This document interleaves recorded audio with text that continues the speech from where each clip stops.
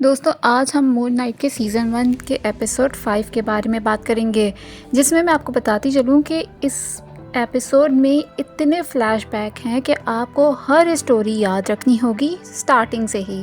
तो चलिए बात करते हैं इसके बारे में कि स्टोरी काफ़ी ज़्यादा इंटरेस्टिंग है। इस एपिसोड में बेसिकली बताया जाएगा कि मून नाइट का एक्चुअल ओरिजिन क्या है।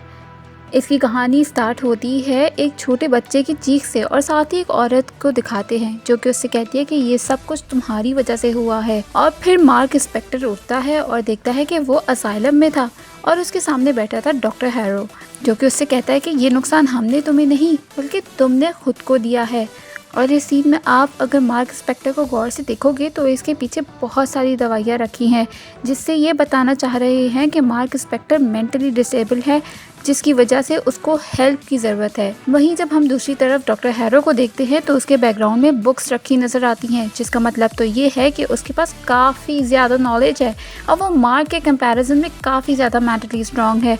और उसके बाद जब मार्क की मेंटल हेल्थ ख़राब होने लगती है तो उसको इंजेक्ट कर दिया जाता है और उसके बाद मार्क पहुंच जाता है उसी मोमेंट पे जहां मार्क और स्टीवन साथ ही गॉड ऑफ इजिप्ट के सामने खड़े हैं, और जो कि बताते हैं कि मार्क इंस्पेक्टर तुम सच में मर चुके हो। और फिर यहाँ स्टीवन और मार्क आपस में बात कर रहे हैं कि आखिर ये पैराडाइज के लोग इस असाइलम जैसी जगह पे कैसे दिख रहे हैं। तब उन्हें पता चलता है कि ये दोनों ही मल्टीपल पर्सनालिटी डिसऑर्डर का शिकार हैं।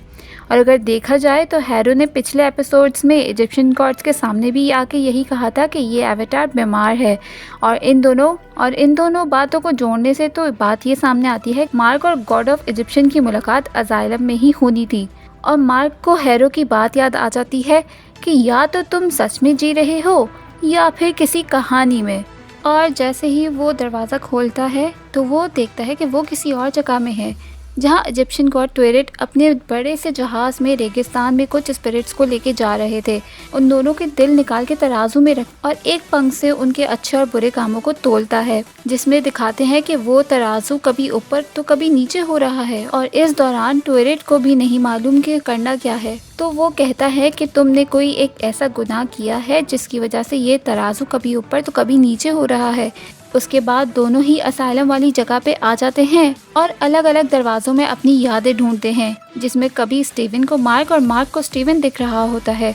और फिर एक दरवाज़ा खुलता है जिसमें वो सब लोग मौजूद हैं जिनको मार्क इंस्पेक्टर ने मारा होता है, जिसमें मार्क कहता है कि उसने हमेशा उन लोगों को मारा जिन्होंने गुनाह किया या जिन्होंने गलत काम किए, और मैं कभी भी मासूम लोगों की जान नहीं लेता।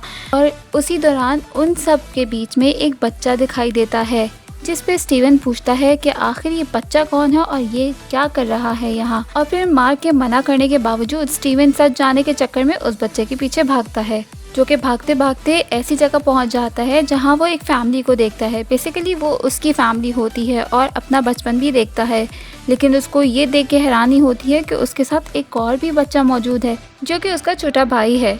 और मालूम है कि उसका बेसिकली कॉमिक्स में नाम क्या है, चले मैं बता देती हूँ, उसका नाम है रैंडल स्पेक्टर। दोस्तों अगर आपने गौर से देखा हो तो इस सीन में रोरो एक ड्राइंग बना रहा होता है जिसमें मछली का एक पंख टूटा हुआ होता है।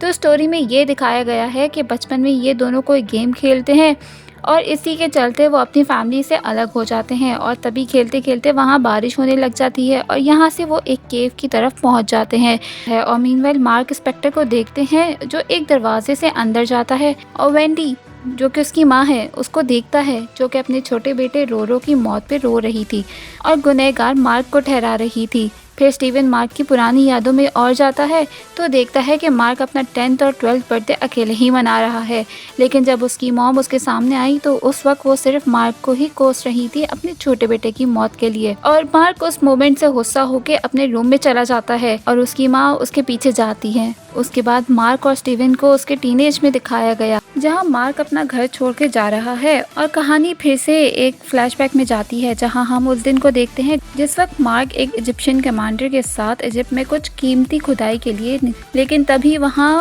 कुछ लोगों ने उस पर हमला कर दिया था, जिसमें लैला के फादर अब्दुल्ला अल फौली भी शामिल थे।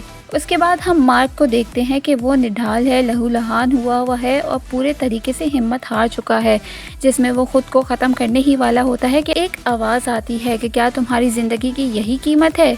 मैं चाहूँ तो तुम्हारा साथ दे सकता हूँ, लेकिन उसके लिए तुम्हें मुझसे वादा करना होगा कि रात में हर उस बंदे का साथ देना होगा जिसे बुरे लोग परेशान करने वाले होंगे। और उस वक्त मार्क के पास कोई और रास्ता ना था और वो बस मरने ही वाला था।